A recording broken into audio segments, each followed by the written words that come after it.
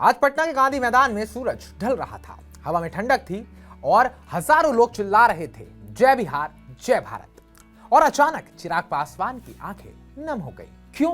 क्योंकि 20 नवंबर 2025 को जो हुआ वो बिहार की सियासत में कभी नहीं हुआ था। नीतीश कुमार 10वीं बार मुख्यमंत्री बने, ये तो सब जानते हैं, लेकिन उसी मंच पर जब दो नए विधायकों ने मैं शपथ लेता हूं कहा तो पूरा बिहार हिल गया, क्योंकि वो दोनों चिराग पासवान की पार्टी एलजेपी रामविलास के थे। यानी 2020 में सिर्फ 1 सीट और 0 मंत्री पद से 2025 में 19 सीटें और सीधे 2 मंत्री पद। चिराग ने 5 साल में जो कर दिखाया वो बिहार में अभी तक तो कोई नहीं कर पाया।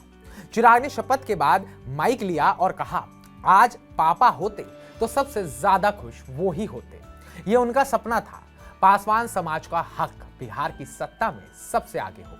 अब चलिए आपको जरा ये बताते हैं कि चिराग के ये 2 सुपरस्टार कौन हैं जिन्हें मंत्री पद दिया गया।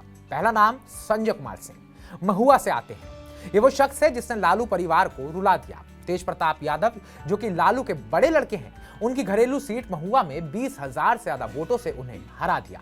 तेज प्रताप तो पहले ही कहते थे मैं तो मंत्री बनूंगा, और आज संजय कुमार सिंह मंत्री बनकर मंच पर खड़े हैं। तेजस्वी कहीं कोने में बैठे होंगे और सोच रहे होंगे कि ये क्या हो गया, मेरा भाई भी नहीं जीता और मेरी पार्टी का भी ये हाल हो गया। दूसरा नाम है संजय कुमार पासवान, बखरी वाले, दलित समाज के बड़े चेहरे। सीपीआई के दिग्गज सूर्यकांत पासवान को 17,000 प्लस वोटों से इन्होंने हरा दिया। पहली बार विधायक बने, पहली बार ही मंत्री भी बन गए। चिराग का सीधा मैसेज है, पासवान समाज अब सिर्फ वोट बैंक नहीं, सत्ता का हिस्सेदार है। तो चलिए आगे बढ़ने से पहले जरा विस्तार से आपको मैं ये भी बता देता हूं कि बिहार में किसको कितने मंत्री पद दिए गए हैं।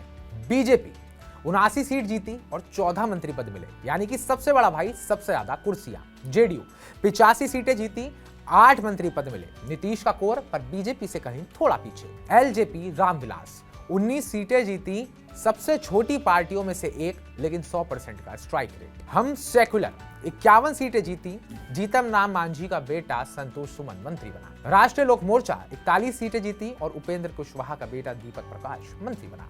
कुल 27 मंत्री बने हैं, CM plus 2 deputy CM plus 24 अन्य, 9 बिल्कुल नए चेहरे जिनमें चिराग के दोनों हीरो शामिल हैं। अब मैं जरा आपको यह भी बताता हूं कि ये 2 पद क्यों इतने बड़े और इतने खास हैं और इसके क्या मायने हैं और चिराग इसको लेकर क्या बोले हैं। अब आपको यह भी मैं सुनवाता हूं।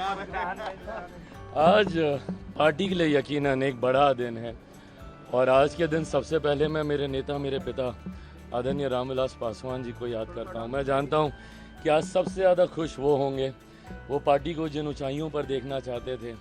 आज हमारी पार्टी से 2 मंत्री शपथ लेने जा रहे हैं। पार्टी ने यकीनन एक बड़ी जीत हासिल की है, जिस तरीके से परिणाम भी सामने आए, और मैं मानता हूं कि बड़ी जीत बड़ी जिम्मेदारियों को भी लेकर आती है। उन जिम्मेदारियों का एहसास है मुझे। आज के बाद से विकसित बिहार बनाने की दिशा में, बिहार को फर्स्ट और बिहारियों को फर्स्ट बनाने की दिशा में आज के बाद तुरंत प्रभाव से अब हम लोग 2020 में चिराग ने नीतीश के खिलाफ अकेले चुनाव लड़ा था, सिर्फ 1 सीट मिली, कोई मंत्री पद नहीं मिल पाया। 2025 में मोदी नीतीश के साथ आए, 19 सीटें प्लस 2 मंत्री पद ले गए। चिराग ने चुनाव से पहले कहा था मैं साथ रहूंगा लेकिन हक भी लूंगा, और ले भी लिया। पासवान समाज में मैसेज गया, हमारा लड़का अब सिर्फ वोट मांगने नहीं कुर्सी पर बैठने आया है। तो चलिए सुनते हैं कि चिराग पासवान ने इसको लेकर क्या कुछ बोला। जनवरी 2026 में मकर संक्रांति के बाद कैबिनेट का दूसरा विस्तार होगा, तब चिराग को एक और पद मिलने की उम्मीद है। अभी पोर्टफोलियोज बाकी हैं, जैसे होम, फाइनेंस, एजुकेशन, हेल्थ जैसे बड़े विभाग कौन लेगा, सबकी नजर चिराग पर ही है। विपक्ष आरजेडी प्लस कांग्रेस सिर्फ 37 सीटों पर सिमट गया। तेजस्वी फिलहाल तो अब चुपचाप बैठे हैं। आखिरी सवाल जो है वो ये है, क्या चिराग पासवान अब बिहार के अगले बड़े दलित लीडर बनने वाले हैं? क्या 2029 तक चिराग डिप्टी सीएम या उससे भी ऊपर पहुंच जाएंगे, या नीतीश मोदी का ये गठबंधन 5 साल तक चलेगा? कमेंट में अपना जवाब जरूर दें, और चिराग ने जो कुछ बोला उसको लेकर भी आप क्या सोचते हैं कमेंट बॉक्स में वो भी बताएं, क्योंकि बिहार की सियासत में एक नया सूरज उग चुका है और उसका नाम है चिराग पासवान। बाकी ताजा अपडेट्स पाने के लिए TV9 भारतवर्ष को सब्सक्राइब करें।